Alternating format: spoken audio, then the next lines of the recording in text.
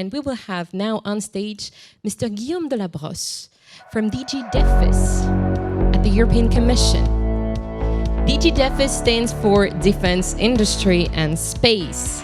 Welcome, Mr. de la Brosse.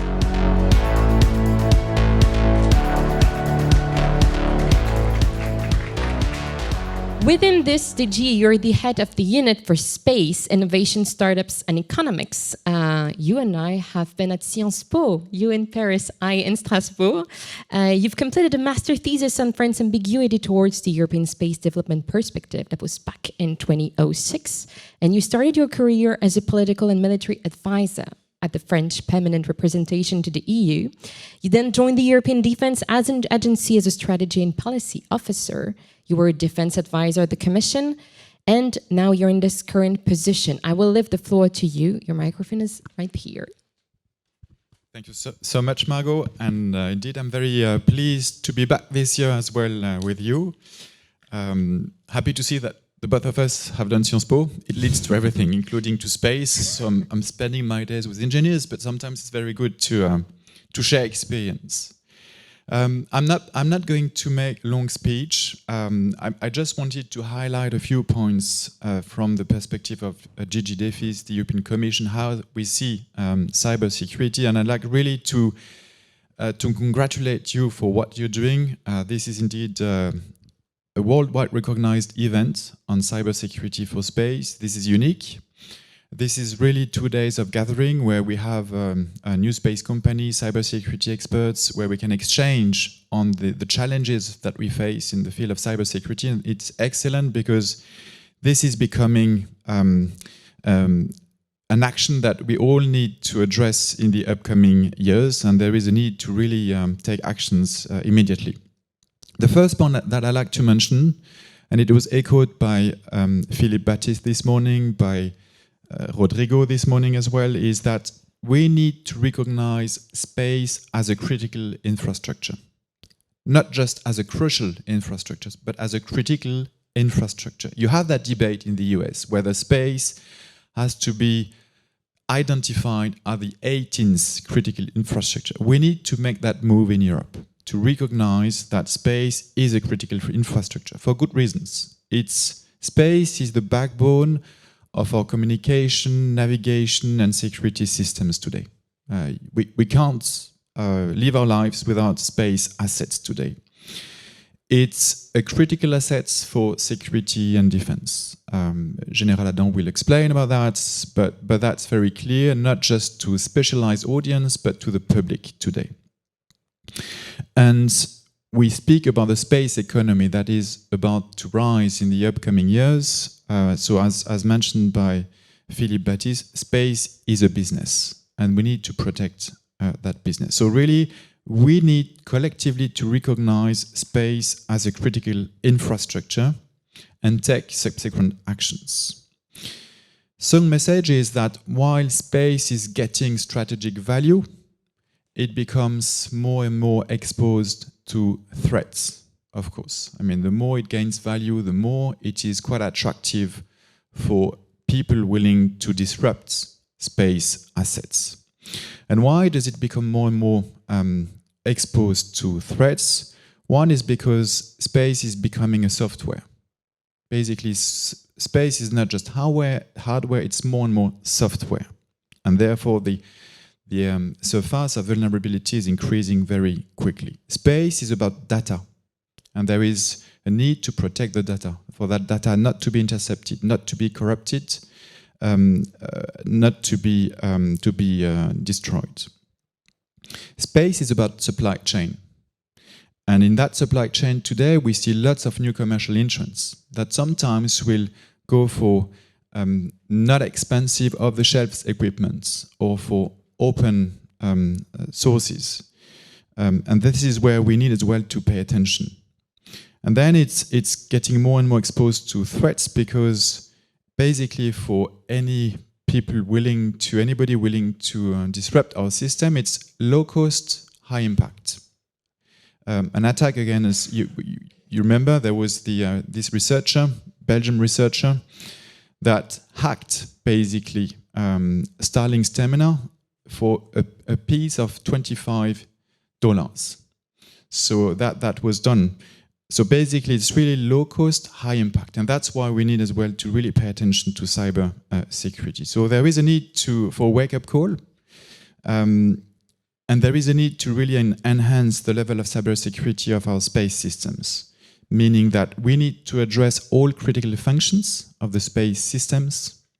We need to target all segments, the space segments, be it the satellite or the payloads, the ground segments, I mean here the launch facilities, the control station, the ground segments, and the data links. So all the communication between the ground segment and the space segment. So all that needs to be properly framed in a common and consistent manner. All critical functions, all segments, and all assets, be it EU-owned assets, ESA assets, and we will hear about that a bit later, commercial assets and governmental assets. So there is really a need to have a comprehensive approach when it comes to cybersecurity. So what do we want to achieve? What do we want to do at European level? Basically, there are three lines of action that we are pursuing. Number one is innovation. I'd like to insist on that. I think we really need to invest in innovation. We need to invest in sovereign solutions, technologies, on how to best identify, detect, protect systems. And this is where we really need to have innovation. So we have Horizon Europe, we can do things, and this is a line that we need to increase in the upcoming years. Second line of action is capacity building. We need to continue raising awareness about cybersecurity for space. So that gathering is one element, one important piece to raise awareness.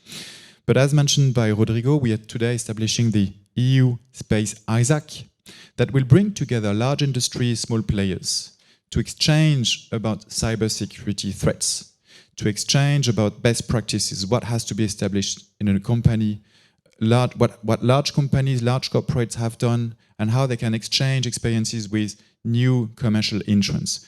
That's what we want to achieve through this EU Space ISAC that we will launch officially today. So capacity building is really key. And the third line of action is norms. And this is where we are preparing this EU space law, because we consider that today just going for a set of good practices or guidelines is not sufficient anymore, because it relies on goodwill. And we need to go one step further. We need to have a proper regulatory framework that will set common rules for all operators about cybersecurity. We need a common set of rules as well to avoid fragmentation of rules, to avoid diverging rules on cybersecurity. And that's why we are preparing this EU space law with a kind of, we need to see when the EU space law will be adopted and put on the table of the co-legislators, but we are preparing that EU space law. And here the idea, there are a few drivers. One is cybersecurity by design. Two, hardening the level of cybersecurity of the supply chain. Three, proportionality. Proportionality because we need to pay attention as well not to apply a one-size-fits-all approach. So we have large established companies, but we have new commercial entrants, new innovative entrants, new space companies. And here we need to kind of target cybersecurity where it really matters, not to over-regulate those companies, and that's precisely what we have in mind. So what we want to achieve through that EU space law is, one, to ensure that everybody is running a risk assessment. Every single company will have to run a risk assessment to identify the risks, the vulnerabilities, and do risk scenarios. Number two, that companies have the means and capacities to perform prevention, detection, and protection against cyber incidents. Number three, handling of incidents, how to handle cybersecurity incidents. And number four, reporting mechanism, how to best report and to whom when we face large and significant cybersecurity incidents. So that's what we want to anchor as part of the law. Of course, I mean, the idea is to rely as much as possible about established guidelines, established norms and standards as much as we can, but again, to turn them into something which is clear, which will apply to the entire space ecosystem in a consistent manner. Last point I'd like to mention is, of course, that space is a connected area where we not only have national assets, EU-owned assets, but we have lots of assets coming from third countries. And of course, you will tell me, but if we are like putting cybersecurity rules on our assets, what about the others? And you're right, but we need to start somewhere. And actually, if we are not taking actions in Europe, we'll have to follow what others will decide for us. So basically, we see in the US an increasing pressing need to regulate cybersecurity, to establish certain norms in cybersecurity. And many of you, when trying to apply to bid for US bids, actually, you get audit from the US because you have to comply with certain security and cybersecurity rules. So if we don't do anything, we'll have to follow what others will decide for us. And that's precisely what we want to avoid. We want to be standard setter, not standard taker. And that's why we need to take action as swiftly as possible and not to wait for others, again, to come up with those norms. So this is a matter of sovereignty at the end of the day. So that's why we are pushing towards cybersecurity. This is, again, becoming a very hot issue. The more we have satellites, the more we need to tackle that issue. And there is therefore a need for actions at European level, together with the European Space Agency. This is where we are teaming up. And of course, we'll have to talk to like-minded countries, starting with the US on this. So with that, I'd like to thank you so much. And I'd like to wish you very good 2 days. And I'm very happy to see you as well in the margins of that gathering. Thank you so much. Thank you very much. I think you can bring your microphone with you. Please do not hesitate to raise question on ConnexMe. It's not a difficult move. You've seen Laurence Ducorat did the first thing, so you can follow her lead. So you just talked about the European Commission initiative and the way it is about to set requirements. You talked about the fact that the one-size-fits-all approach is not the one the Commission would follow. But then, therefore, the question is how to set minimum requirements that are still ambitious enough to achieve the goals that are immense, you just talked about. Thank you so much. Very good question. So indeed, I mean, the idea is that through the law, we would set common minimum requirements for all, be it space operators or manufacturers, so the entirety of the supply chain. But when it comes to the most expensive measures to put in place, this is where we would apply proportionality and say for all those new innovative companies, we would like to focus on the most critical functions. Which are the most critical functions? It's where you have the risk of a systemic impact in case there is cyber attack on that function. So that's where we are trying to focus very much, again, to make sure that we target what really matters and that we are not over-regulating for the sake of over-regulating. So we need to find this balance between common set of minimum rules that we need to achieve for all. That would set the baseline, but on the other side, not to over-regulate, because we need to preserve Europe as a hub for space entrepreneurship. Mm-hmm. Indeed. The aim also is to build a competitive space environment. We have a question from the room. First one is from Dimitri Stefoudi. In terms of cybersecurity, how will the EU space law be different than the NIS2 directive and its provision regarding the space sector? Will it introduce something different, or will it help implement it? And it echoes the question of Ismail Burak Tugrul. Could you please elaborate more on the cybersecurity aspects of the EU space law? Thank you so much. It's a very good question. As you know, I mean, the NIS2 directive has identified space as a critical sector. So the NIS2 directive applies as well to the space sector, but partially. So we've done an analysis about the perimeter of the NIS2 directive when it comes to space, and the NIS2 directive applies partially. In a nutshell, it applies to telco operators, and it applies to the ground segments. But actually the space segment is not tackled. Launches are not tackled. EU-owned assets are not tackled. And that's precisely what we want to achieve through that EU space law, to have one common set of rules that will be clear, workable, readable for the entire space ecosystem. And that's what we need to achieve, first. Second is that the directive NIS2 is highly generic. You have a line on encryption points. But what does it mean? So how, the space ecosystem has, what does it have to do exactly? And that's precisely what we want to achieve as well through the EU space law, to give clarity on what has to be put in place. So that's why we need to have this EU space law with a dedicated chapter on cybersecurity. So it will help indeed. It will help basically. It will not deviate from the NIS2 directive. The NIS2 will be the baseline, but it will give further indication and apply really to the entirety of the space sector.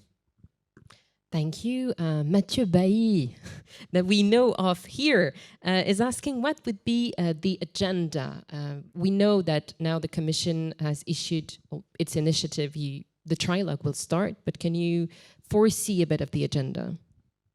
Well, the sequence is that first we need to publish the law, and here Commissioner Breton recently mentioned something around summer.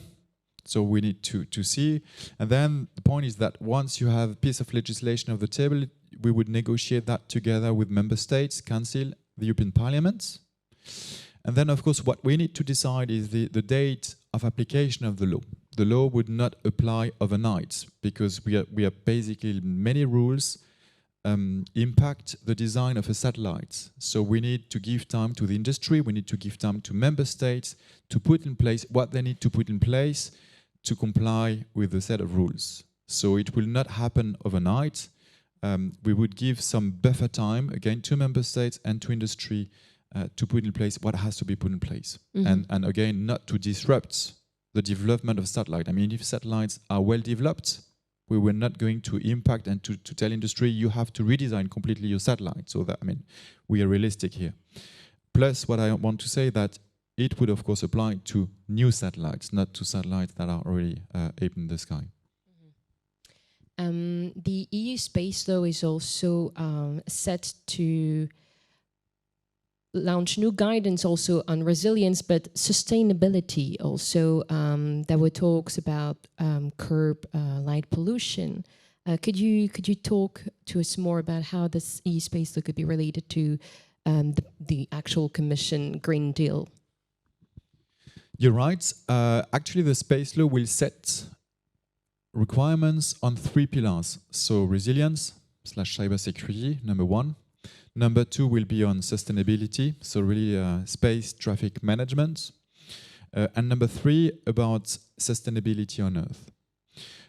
On sustainability, so this is really about the environmental footprint of the space activities.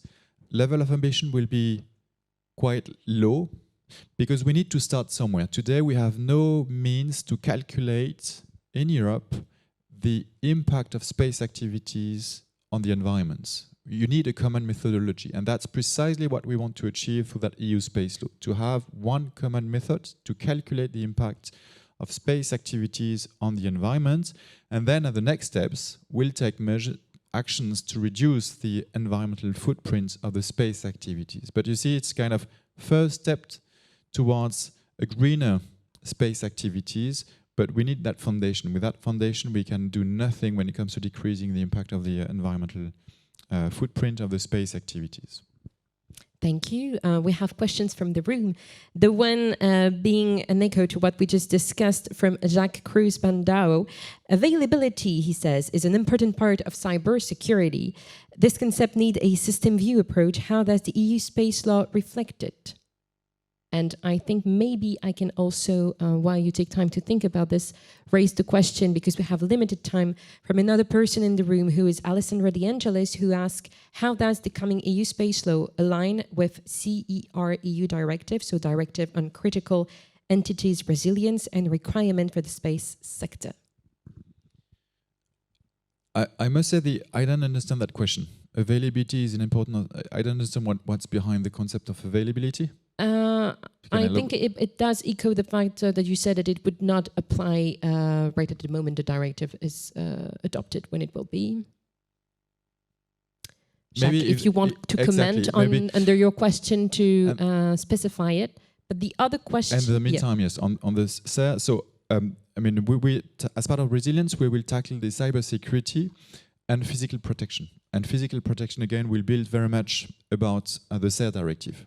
Clearly, so the SARE directive will apply to... SARE is about ground segments. Physical protection is really about the ground segment. So here there is no point kind of clarifying the SARE directive. So the SARE directive will apply as it stands.